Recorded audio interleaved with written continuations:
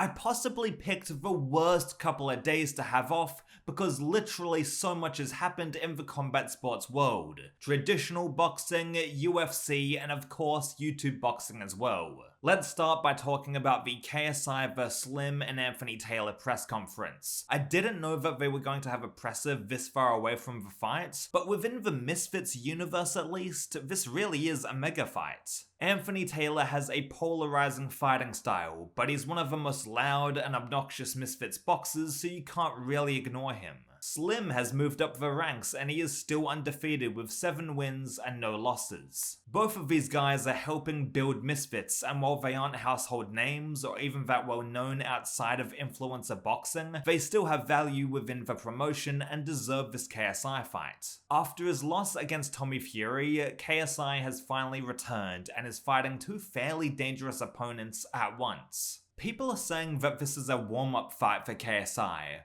but if you really consider KSI's body of work, this is one of his more difficult fights up to this point. I mean, you had the rematch with Logan Paul, which fans were split on who was going to win. Then you had Swarms and Pineda, which we all knew KSI was going to win those fights. Temper is a decent YouTube boxer, but again, most people were very confident that KSI would finish him. And he did. Joe Fournier, even though he has a 9-0 professional boxing record, it's an extremely padded one with tomato cans. I mean, fucking hell, I'd argue that w.a.d.e has probably had tougher names on his resume than Joe Fournier. And no, I don't count his David Haye exhibition match because they were just having a glorified sparring session. But in any case, KSI blitzed through Joe as well. The biggest challenge KSI has had is obviously Tommy Fury, but if you were to rank Slim and Anthony Taylor among KSI's opponents, I'd say they're 3rd/4th on the list. Tommy Fury is KSI's best opponent, then Logan Paul at the time, and then Slim and Anthony Taylor. If they would actually work together, Slim and AT can beat KSI by decision. With that all in mind, the press conference was pretty standard YouTube boxing fare. Slim and AT were being loud and trying to get under KSI's skin, whereas KSI seemed to be not that bothered about the entire affair. Fans have speculated that KSI was forced by d.a.z.e to fight, which is not exactly true, but I get where they're coming from. Unless anything in their contract has been altered, Misfits are supposed to provide d.a.z.e with at least 2 pay-per-view events a year, and there's nothing that beats a KSI pay-per-view. I'm sure that Mams is looking for potential pay-per-view level stars like Joe Weller, Danny Aaron's, etc., but KSI is still their biggest cash cow, and he was offered to fight Slim and AT as 1, a warm-up for Amir Khan, and 2, as a way to get a pay-per-view in for this year. KSI probably isn't terribly excited about these opponents, but for these fucking idiots online to say that he was forced by Misfits or d.a.z.e to fight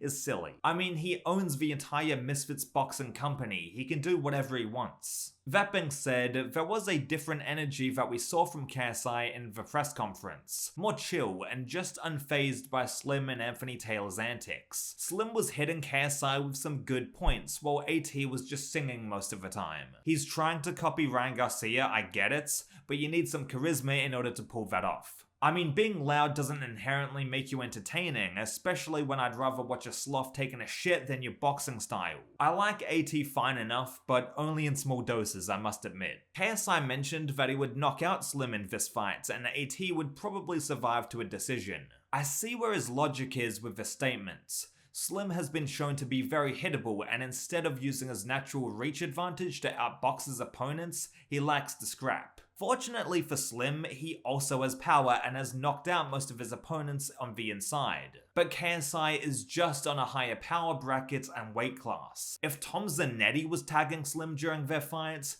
then KSI obviously thinks he can land as well and ultimately get the stoppage. Anthony Taylor, on the other hand, knows how to use his MMA base to fight dirty and grind out decision wins. It's interesting that KSI kind of fully laid out his prediction during the press conference. Slim retaliates later on by saying that on the Prime card, out of him, KSI, and AT, he had the best performance. This is a great point, and if I was Slim, I'd be mentioning this fact more. Besides that, I don't believe Slim or AT are in KSI's head or vice versa, but I do think that the more the duo can potentially wind KSI up during the build-up, the better. They used the cage again for the face-off like we saw in the Prime card, which is a stupid gimmick to be honest.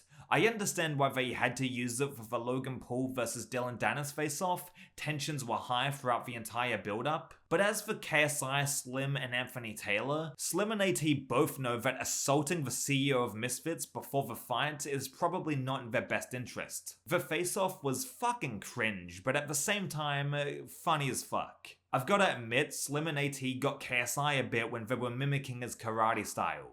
As soon as they faced off with KSI, they were acting like the villains from Karate Kid Part 3, which was great. Well, why you have to get the fucking cage? You gotta get the cage. Come on. Pea shooters. Woo! Come on. You just stand there and let him kick your ass. I'ma fuck your shit up. Practice, bro. I'ma fuck your shit up. On the whole though, there's not much to talk about with this press conference. I appreciate Slim bringing the energy and the quick lines as he always does, but yeah, that's about it. People were saying that this was embarrassing for the sport, but honestly, it was just a pretty standard YouTube boxing press conference. It was fine.